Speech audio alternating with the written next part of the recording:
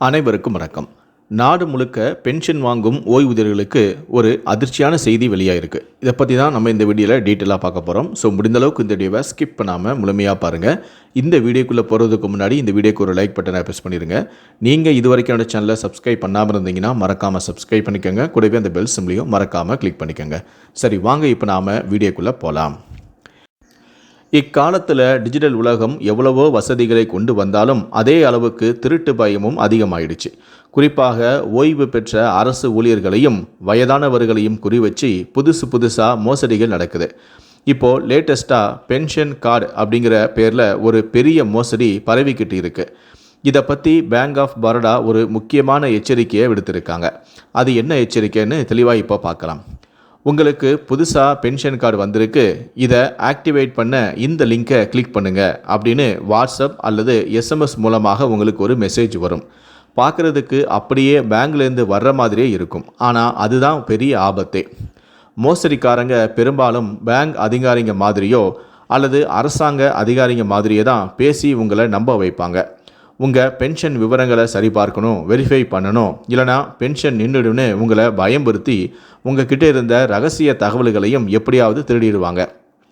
புதிய பென்ஷன் கார்டுங்கிற பேரில் இந்த லிங்கை கிளிக் செய்யணும்னு ஒரு லிங்க்கும் வரும். அதை தொட்டாலே உங்கள் ஃபோன் அவங்க கட்டுப்பாட்டுக்கு போக அதிகமாக வாய்ப்பு இருக்குது.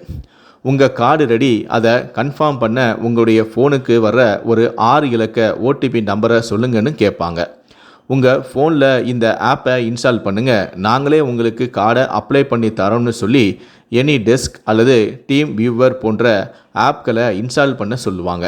இதை செஞ்சால் உங்கள் பேங்க் பேலன்ஸ் மொத்தத்தையுமே அவங்க எடுத்துடுவாங்க. பேங்க் ஆஃப் பரோடா ரொம்ப தெளிவாக சொல்லிட்டாங்க. நாங்கள் சோஷியல் மீடியா மூலமாகவோ இல்லை வாட்ஸ்அப் மூலமாகவோ லிங்க் மூலமாகவோ எந்த புது கார்டும் தரலை. பேங்க்கில் இருந்து யாருமே ஃபோன் பண்ணி உங்களுடைய ஓடிபி, பின் நம்பர், சிவிவி நம்பர் அல்லது ஆதார், பேன் கார்டு விவரங்களையும் கேட்க மாட்டாங்க.